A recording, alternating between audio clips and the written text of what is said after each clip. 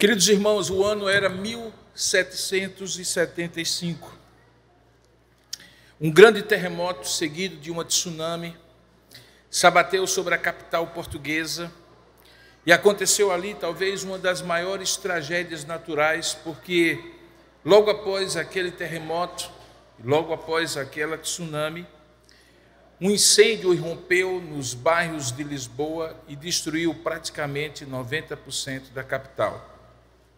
Proporcionalmente é considerado hoje como a maior confluência de desastres naturais, um terremoto, uma tsunami e um incêndio na história. Obviamente que naquela época em que as pessoas pensavam mais em termos de onde está Deus quando coisas assim acontecem, uma série de reações irrompeu naquela época, e uma delas foi do filósofo francês Voltaire. Ele se colocou à frente de uma espécie de campanha para tentar explicar aquilo, e ele disse a seguinte frase, ou as seguintes frases: vejam, a natureza é cega, atinge com a mesma imparcialidade e a mesma indiferença as pessoas boas e as pessoas más. Não faz escolhas, não pune, distribui a sua fúria aleatoriamente. Se quiserem um mundo que esteja alinhado com a ética humana e a razão humana, vocês devem conquistar a natureza, porque a natureza é cega e atinge com a mesma imparcialidade pessoas boas e pessoas más. Essa explicação de Voltaire, embora fosse aparentemente muito lógica e racional, demonstrando que de fato a vida é incerta e certas coisas da vida não são certas, são incertas por excelência, que nós não conseguimos de fato controlar sequer os nossos próprios atos quando somos impelidos a determinadas reações por determinadas coisas que nos acontecem e involuntariamente às vezes, ou até mesmo inconsequentemente, respondemos de determinada maneira, quanto mais quando, para além da nossa própria ambiência, do nosso próprio círculo mais próximo, nós somos levados por circunstâncias que nós não dominamos e que ninguém mais domina, nem a família que está ao nosso redor, nem os amigos, nem os poderosos, por mais poderosos que sejam. Parece que a vida realmente navega sobre um mar de incertezas que nós não conseguimos dominar. Apesar de constatar isso não nos traz alívio. Pelo contrário, nos faz pensar assim: então, o que nós faremos se não conseguimos controlar nada? Que conforto há numa vida em que nós podemos ser apenas pequenas coisas que são mexidas de um lado para o outro de maneira cega e aleatória, sabe-se lá por quem? Por isso que a resposta de Voltaire, embora possa ter uma certa realidade embutida, um certo realismo frio, mas concreto, real mesmo, no entanto, não traz conforto nenhum. O que é que pode trazer então conforto quando a gente constata que a vida é incerta? Quando, mais do que constatar, logicamente, a gente enfrenta situações em que a vida é incerta. Que nós estamos aqui, por exemplo, teoricamente bem, com saúde, e de repente, de uma hora para outra, o nosso corpo se desorganiza em algum órgão, em algum sistema, em algum resultado da nossa vida interna que nós olhando não conseguimos perceber, e às vezes nem mesmo os médicos com os mais elaborados sistemas de análise conseguem ver, e de repente a nossa vida vira de um lado para o outro.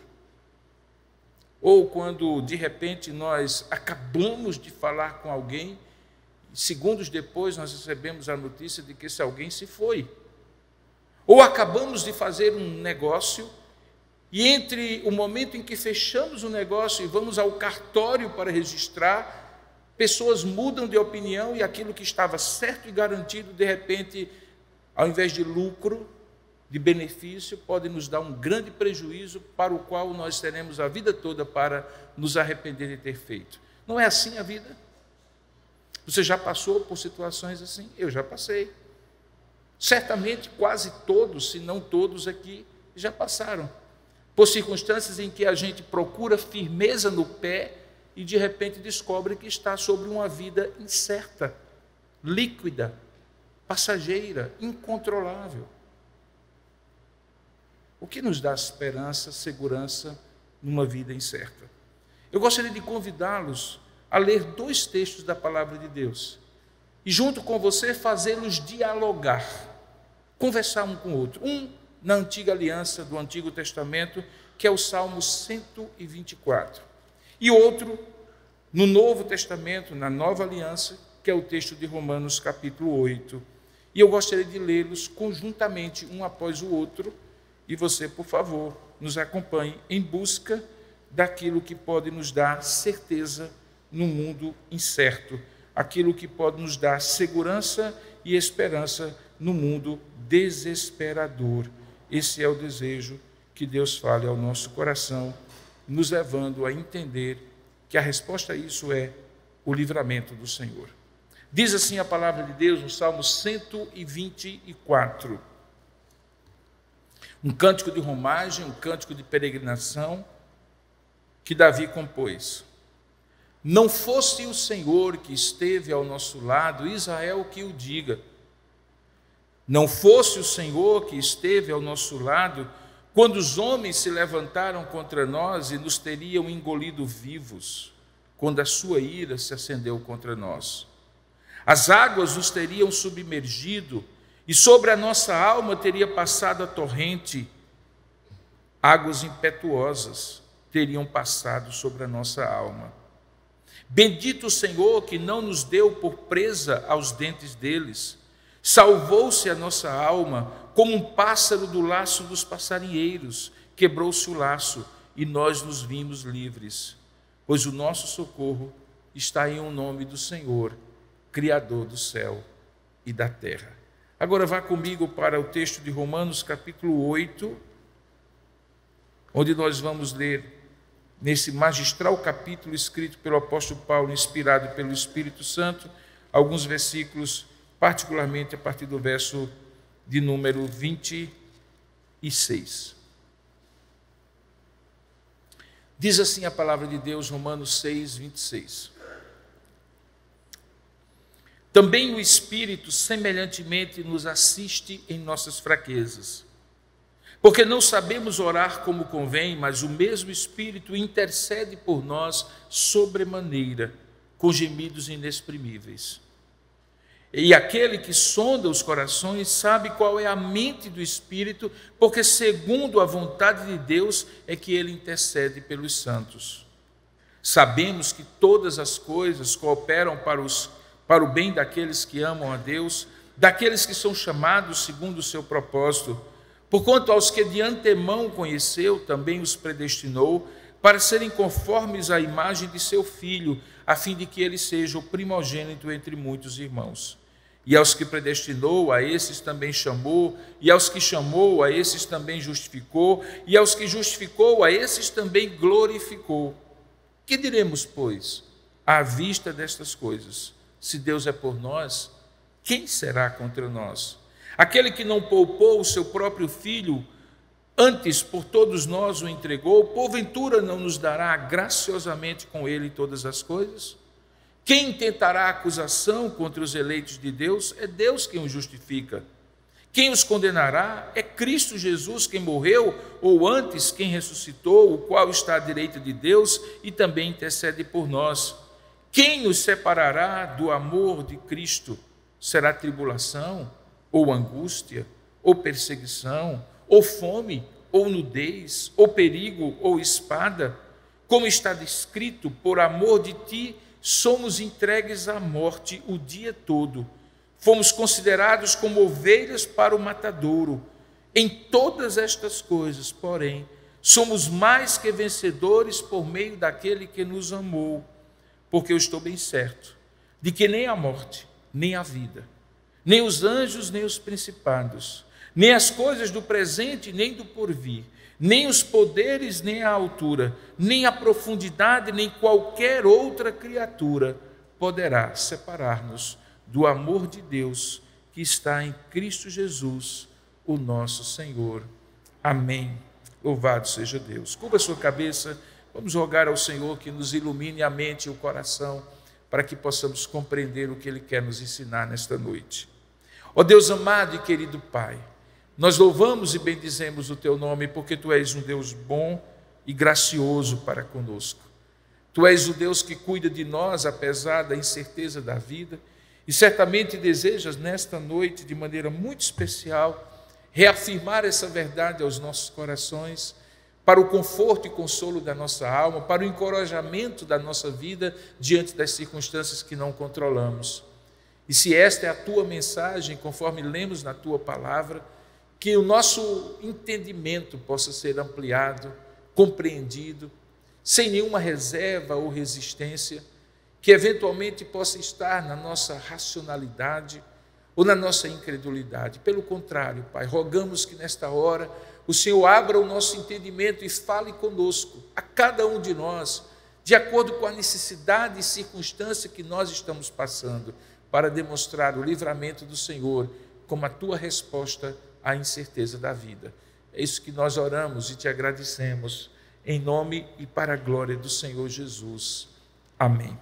Queridos, essas duas poesias, sim, o Salmo 124 e o texto de Romanos capítulo 8, que ainda que escrito em prosa, claramente tem uma linha melódica que nos faz encantados com aquilo que Paulo coloca. Essas duas poesias falam da incerteza da vida, ou pelo menos da realidade da incerteza da vida, mas não necessariamente uma realidade absoluta. Se você prestar atenção tanto no texto do Salmo 24, como no texto do livro de Romanos capítulo 8, Paulo não nega, assim como Davi, que a vida é incerta. Pelo contrário, em ambos os casos fica notório que eles reconhecem que a vida é incerta. O Salmo 124 chega a dizer assim: não fosse o Senhor que esteve ao nosso lado quando, e a partir dali ele começa a descrever perseguições humanas, no verso 2, quando os homens se levantaram contra nós, eles nos teriam engolido quando a sua ira se acendeu contra nós. Circunstâncias físicas da vida, não necessariamente relacionadas a pessoas, mas as próprias imprevisibilidades, que eles chamam de águas. As águas nos teriam submergido, e sobre a nossa alma teria passado a torrente. Águas impetuosas teriam passado sobre a nossa alma. Portanto, seja por meio de pessoas ou de circunstâncias não autorais, o salmista 24, no Salmo 124, deixa muito claro que de fato a vida é incerta. Da mesma maneira, Paulo, quando escreve aos Romanos, não duvida que há coisas ruins que podem acontecer. Ele cita algumas delas. Ele fala tribulação ou angústia, perseguição, ou fome, ou nudez, ou perigo, ou espada. Ele fala de coisas que estão no passado, no presente e no futuro, coisas que podemos ver e coisas que não podemos ver, como anjos e principados, coisas que nós não conseguimos avaliar prontamente e que estão ao nosso redor. Portanto, tanto o Salmo 124 como o Romanos capítulo 8 constatam a realidade da imprevisibilidade da vida. Eles não negam, não se alienam, deixam muito claro que de fato a vida é imprevisível, que há circunstâncias que nós não conseguimos controlar, nem sequer imaginar de onde elas vêm, os ataques das circunstâncias da vida, seja formada por homens ou por coisas, como eu falei, não autorais. No entanto, em cada um dos textos, diferentemente de Voltaire, que apenas constata a realidade de que a vida é imprevisível, de que as circunstâncias são incontroláveis, há um tom de conforto e de consolo em ambos os textos. E esse tom de conforto e de consolo que trazia esperança, seja ao coração de Davi, seja ao coração de Paulo, não está restrito às circunstâncias ou aos limites da humanidade. Não é sobre os homens, sobre as pessoas, que tanto Davi como Paulo colocam a sua esperança, a sua firmeza. Não é uma tábua rota, formada por homens, que pode dar segurança sobre uma substância incerta que é a vida e que está debaixo dos nossos pés. Ambos, Davi e Paulo, apontam para algo que é transcendente, para algo que está além da dimensão humana de assegurar qualquer tipo de certeza, qualquer tipo de firmeza, qualquer tipo de esperança. No caso de Davi, ele traz uma recordação que certamente lhe marcou. E essa recordação está na expressão "não fosse o Senhor". A palavra que é usada aqui para descrever esse Senhor é uma palavra que, como nós sabemos, está em letras garrafais, em letras maiúsculas, porque elas representam a tradução em português da palavra Adonai. Na verdade, Adonai é usado nos manuscritos hebraicos do Antigo Testamento para substituir a palavra sagrada, o nome impronunciável de Deus, que é Javé, Yavé ou Jeová.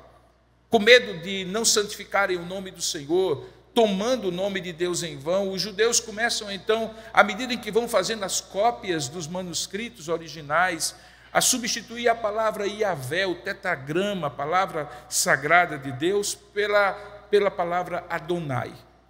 Isso tem um significado muito grande, porque Adonai significa Senhor e representa uma relação de afeto, de aliança, de compromisso, não de um Deus genericamente crido, mencionado nas palavras de todos os povos, mas no Deus específico do povo escolhido.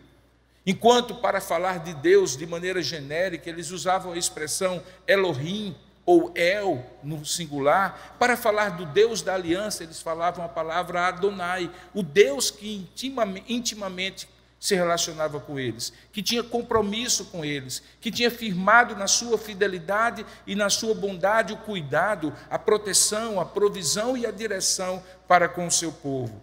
Portanto, quando eles dizem "não fosse o Senhor", eles estavam dizendo assim: não fosse o Deus que fez aliança conosco, que esteve ao nosso lado. Ele reafirma que esse Deus que faz aliança é um Deus presente. Se não fosse o Senhor que esteve ao nosso lado, Israel que eu diga. Se não fosse o Senhor que esteve ao nosso lado, ele repete numa segunda linha da poesia, para dar ênfase: quando os homens se levantaram contra nós, eles nos teriam engolido vivo, as águas teriam passado sobre nós e assim por diante. Portanto, é para Deus que Davi aponta, lembrando do que acontecera antes, de como Deus, em algum momento da história do povo de Deus, dele mesmo e também do povo sobre quem ele reinava, Deus se mostrara presente quando a circunstância era incerta. Fora o Senhor que fizera isso, e Davi não esquecera. Quando você olha novamente agora para Romanos capítulo 8, você vai percebendo a mesma linha de raciocínio, em que Paulo também lembra do que Deus havia feito, mas cristaliza-se em uma pessoa. Veja o argumento que ele usa a partir do verso 31, para demonstrar que todas as coisas cooperam para o bem daqueles que amam a Deus, que ele mencionara no versículo 28. Quando ele chega no capítulo 8, verso 31, diante da realidade que Deus havia justificado, porque havia eleito porque havia chamado segundo o seu propósito, predestinado, justificado, santificado a cada um deles, ele diz: que diremos, pois, à vista de todos esses atos de Deus? Porque se Deus é por nós, quem será contra nós? E como ele prova que Deus é por nós, como Davi havia dito que Deus estivera com eles? Com um argumento que é irretocável, que não pode ser compreendido a não ser por uma pessoa. Ele diz assim: aquele que não poupou, veja aí no verso 32, aquele que não poupou o seu próprio filho, antes por nós o entregou, porventura não nos dará graciosamente com ele todas as coisas? Se Deus chegou ao limite de entregar o seu filho por amor a nós, não teria ele cuidado de nós como consequência dessa entrega? Se ele fez o mais, ele não faria o menos? Se ele abriu mão do mais precioso, Ele também não dedicaria o seu cuidado, a sua provisão, a sua direção, a sua providência para conosco? Esse argumento ao absoluto que Romanos usa aqui é provado pela consciência que Paulo tinha de que Deus havia entregue seu Filho Jesus Cristo para com ele. O mesmo Senhor que Davi, lá na antiga aliança, no Salmo 124, diz que se o Senhor não estivera conosco, os homens nos teriam engolido vivos. Veja que é a mesma convicção. Ambos, Davi e Paulo, argumentam na direção de que é Deus, o livramento de Deus, que nos dá a segurança nos mundos e nas incertezas do mundo presente.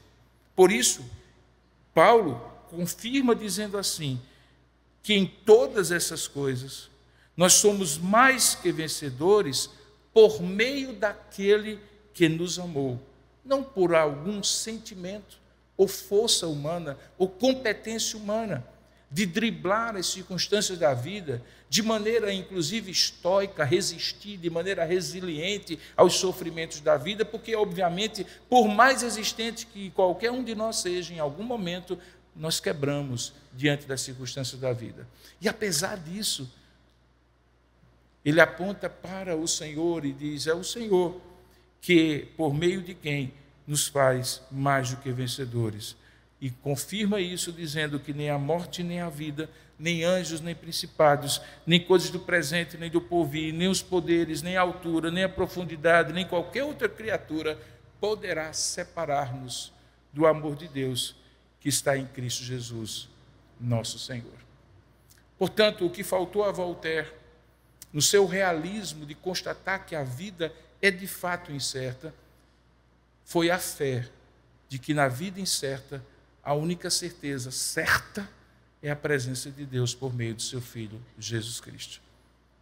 Isso nos leva, consequentemente, a 3 atitudes, que também estão consignadas no Salmo 124 e também em Romanos capítulo 8. Que 3 atitudes são essas? A primeira delas, gratidão pelo que Deus já fez.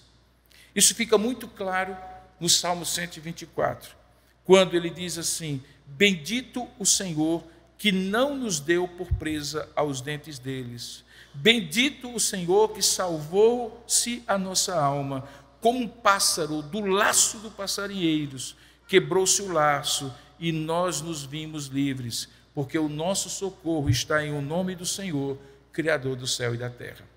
Todas as vezes que olhamos para trás e de maneira retrospectiva conseguimos identificar os momentos que, se não for o Senhor que nos teria livrado, nós estaríamos mortos, nós somos eliciados, impulsionados, estimulados a uma atitude chamada de gratidão. Gratidão é o reconhecimento de que no passado Deus foi Deus presente na nossa vida. É a atitude primeira para que as outras atitudes sobre o presente e o futuro possam florescer. Sem gratidão acerca do passado, não há fé no presente, não há esperança no futuro.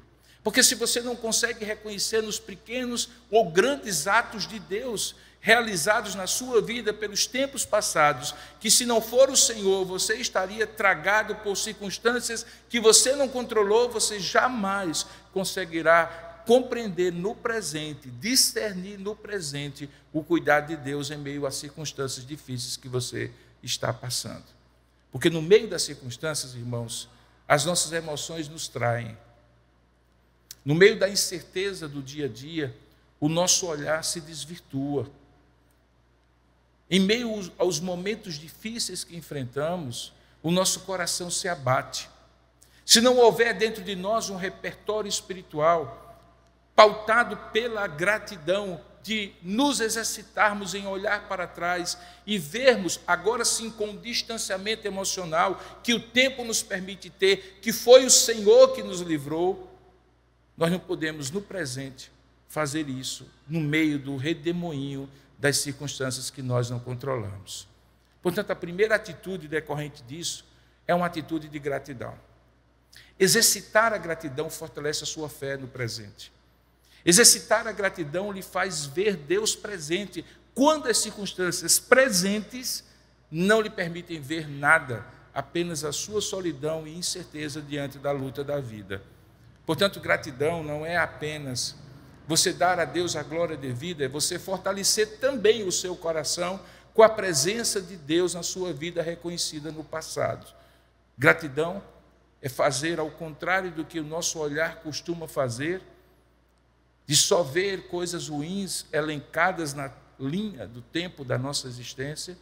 Pelo contrário, começarmos a ver as coisas boas que o Senhor, ao longo do tempo, foi nos permitindo ter livramentos, provisões, libertações, direcionamentos, coisas que na época nós não conseguimos reconhecer que eram as melhores, como a própria palavra de Deus diz, aquilo que coopera para o bem daquele que ama a Deus. Mas hoje, olhando para trás, nós reconhecemos.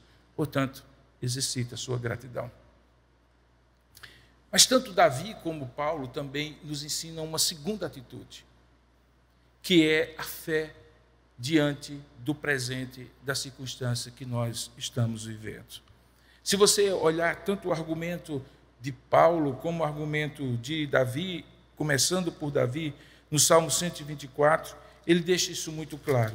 Veja, depois de lembrar tudo no passado, bendito o Senhor que não nos deu por presa, salvou-se a nossa alma, como um pássaro do laço do passarinheiro, quebrou-se o laço e nós nos vimos livres. Todas as coisas que aconteceram no passado e que alimentam a gratidão no presente, ele faz uma afirmativa presentificada, com o tempo do verbo, no momento em que ele estava escrevendo o Salmo 124, ele diz, o nosso socorro está em o nome do Senhor, Criador do céu e da terra. Não era mais uma lembrança sobre o que Deus havia feito, não era mais simplesmente a gratidão, era uma profissão de fé. Irmãos, as circunstâncias da vida exigem de nós profissões de fé diárias e cotidianas. Não é que a palavra tem poder para nos fazer sentir o que devemos sentir, é porque nós cremos no que devemos crer, que nós nos sentimos assim como devemos nos sentir e por isso expressamos com a nossa boca aquilo que cremos e aquilo que sentimos, porque Deus é o Deus socorro no tempo presente, Criador do céu e da terra. Essa profissão de fé, e eu sei que talvez essa terminologia para você parece ser uma terminologia, um termo restrito ao momento em que você se batizou, em que você professou sua fé. No entanto, ela precisa ser diária. Obviamente que o batismo é um só. É o momento em que você diz diante de Deus e diante dos homens que você é do Senhor. Mas as circunstâncias da vida são as provas de que aquilo que você falou no momento do batismo vale no momento em que as circunstâncias estão contrárias a você. Por isso que eu chamo de profissão de fé a toda manifestação que sai dos seus lábios, que sai da sua atitude e que dizem assim, aquele Deus que eu professei a minha fé e por isso me entreguei a Ele, Ele está presente, Ele é o meu socorro, o socorro está em o nome do Senhor, Criador do céu e da terra, Ele está aqui como esteve lá. É a minha profissão de fé no meio da circunstância adversa. Paulo faz a mesma coisa. E se você for agora, novamente, para Romanos capítulo 8, você vai perceber, igualmente, Paulo fazendo essa afirmativa. Veja bem direitinho.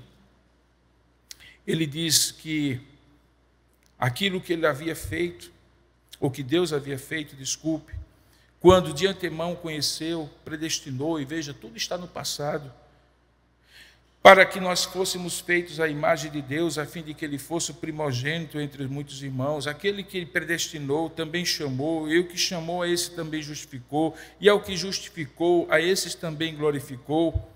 Logo no verso 31, ele presentifica toda essa gratidão diante do que Deus fez e faz uma afirmativa no presente, uma profissão de fé. E qual é a profissão de fé? Que diremos, pois, à vista dessas coisas? Se Deus é por nós, hoje, quem será contra nós? Veja como ele faz novamente um diálogo do passado com o presente. Aquele que não poupou no passado o seu próprio filho, antes por nós todos o entregou, porventura não nos dará graciosamente com ele todas as coisas? Quem que hoje intentará acusação contra os eleitos de Deus? É Deus quem os justifica, veja, está no presente.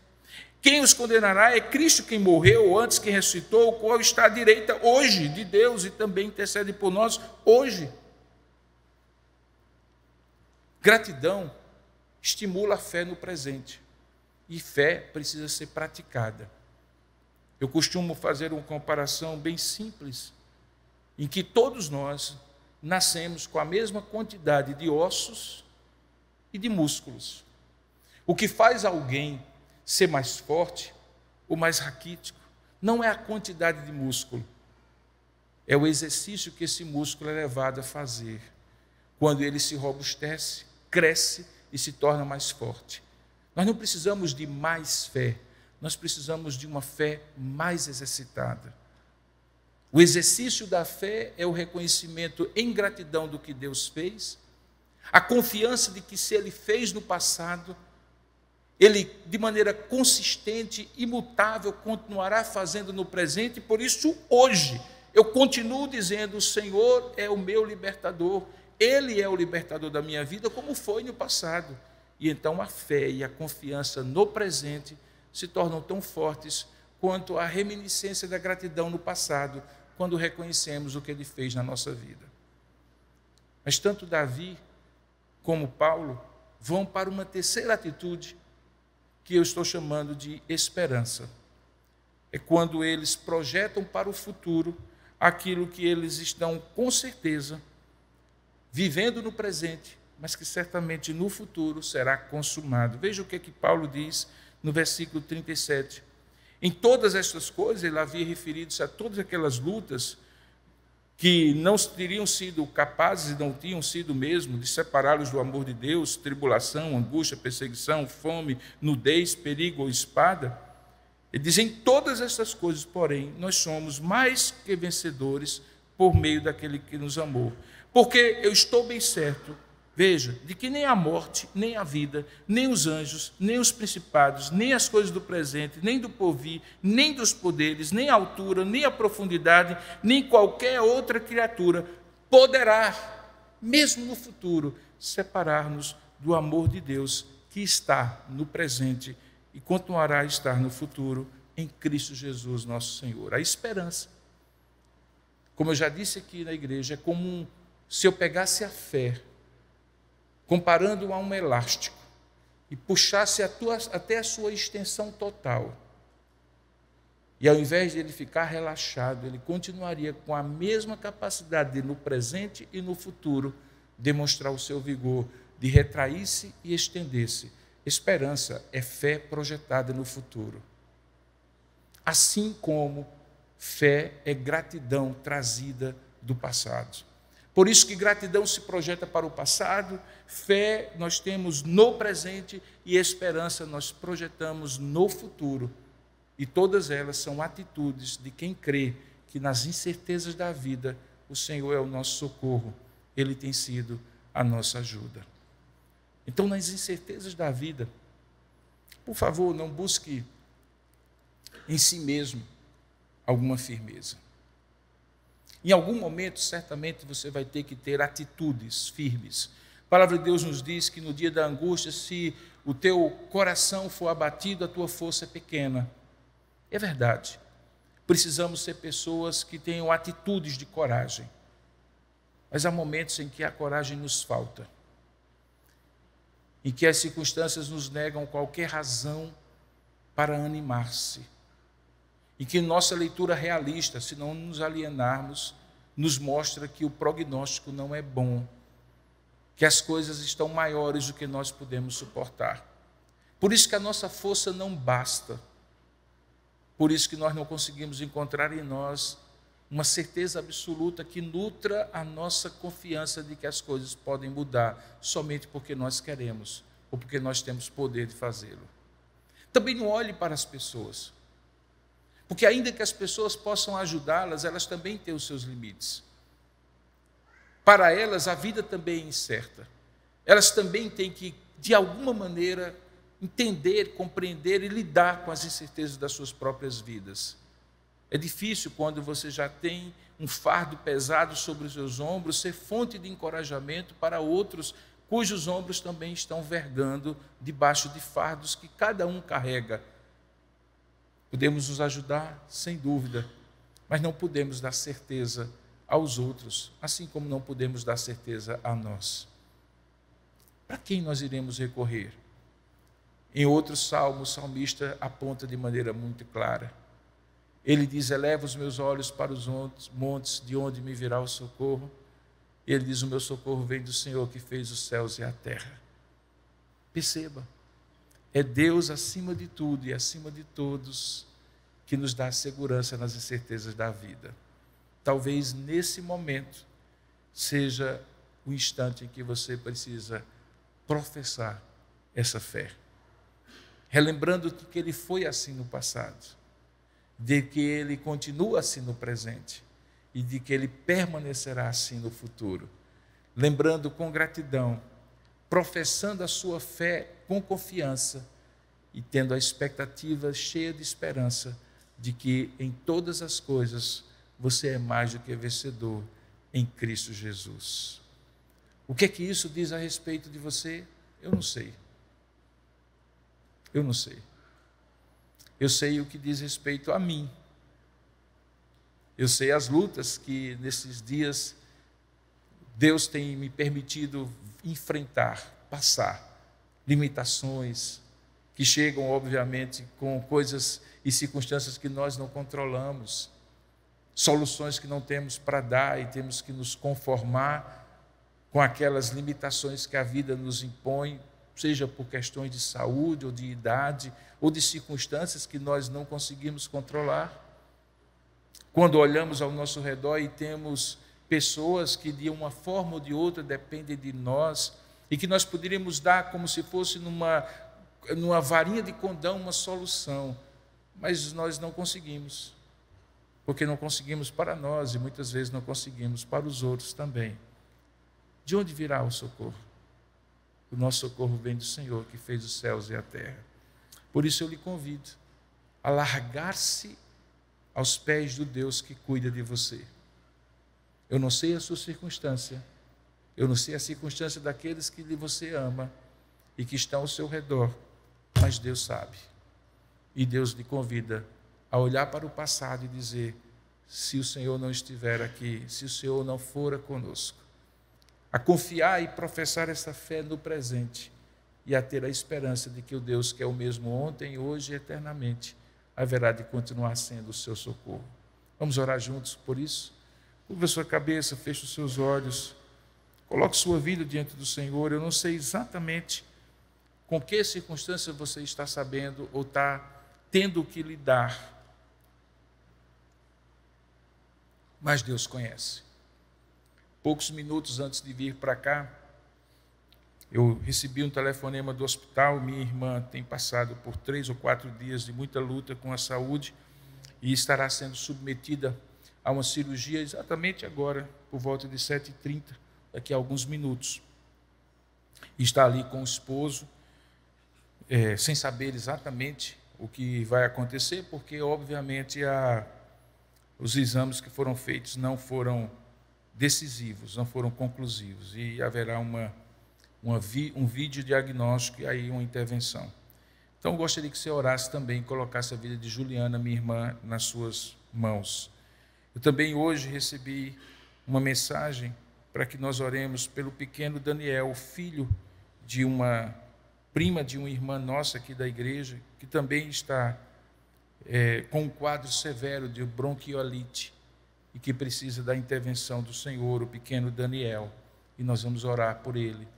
Quem sabe você também lembra de alguns nomes que dizem respeito a você, que você não controla, não resolve, mas você conhece alguém que controla, você conhece alguém que resolve. Vamos orar juntos?